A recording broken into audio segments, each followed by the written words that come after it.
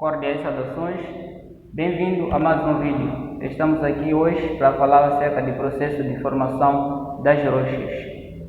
Certo.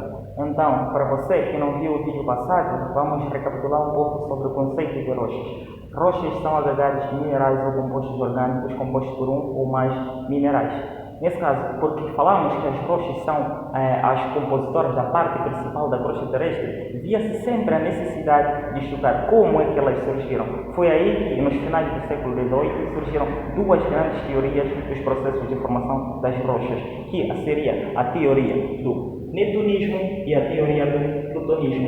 Então, o que diria essa teoria do netunismo? A teoria do netunismo, neste caso, que é a primeira teoria que surgiu no século XVIII, ela diz ou considera que as rochas se formaram através de um grande oceano primordial, onde a evaporação deste oceano originava nas terras emersas rochas de diferentes tipos em diferentes estágios de evaporação. Certo. E a segunda teoria, que é a teoria do plutonismo, ela afirma que as rochas são formadas a partir de três grandes processos formadores das rochas. E quais são esses processos? Seriam o processo magmático, o processo sedimentar e o processo metamórfico. Então, o que seriam as rochas magmáticas? As rochas magmáticas, nesse caso, são as rochas formadas no processo magmático. Então, as rochas magmáticas ou até rochas ígneas são rochas que surgem a partir da solidificação e resfriamento do magma no interior ou exterior da crosta terrestre. Sabemos nesse caso que o magma é uma fusão de composição silicática que encontra-se no interior muito profundo mesmo da crosta terrestre a uma temperatura de cerca de 1200 graus centígrados, é muito quente. Então lá no interior ela pode se solidificar, nesse caso o magma pode se solidificar, se cristalizar e formar as rochas magmáticas, que seriam rochas magmáticas intrusivas. Sabemos que intro significa dentro,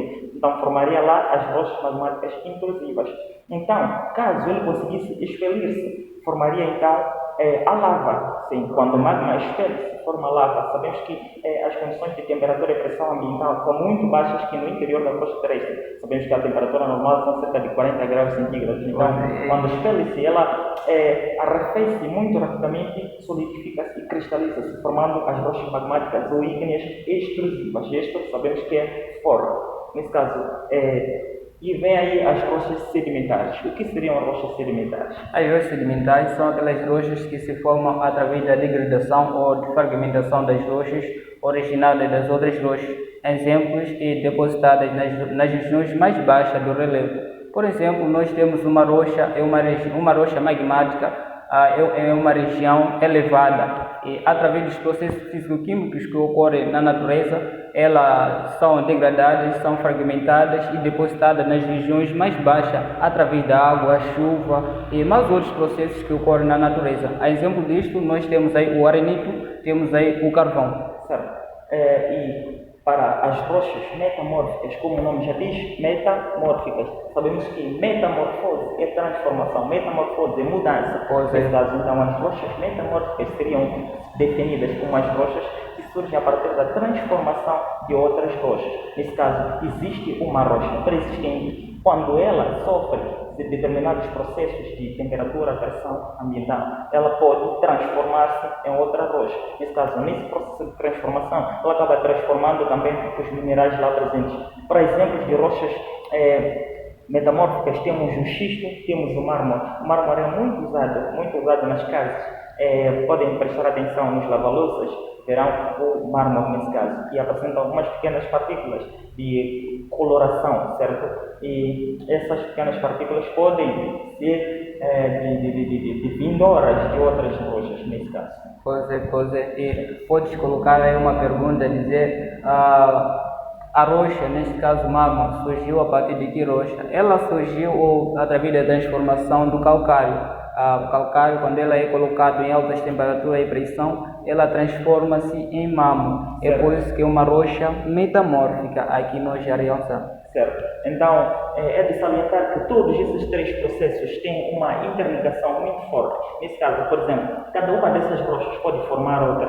Como assim? Seria uma rocha magmática, por exemplo, ser submetida, ser exposta aos agentes exógenos, ser exposta à superfície. Nesse caso, ela sofreria com os agentes exógenos. Os agentes exógenos, estamos a falar de sol, estamos a falar de chuva, estamos a falar de ventos. Então, esses ventos poderiam degradar essa rocha, fragmentar, transportá-la, e a água, por exemplo, podia transportá-la para as zonas profundas do relevo, estamos a falar dos mares.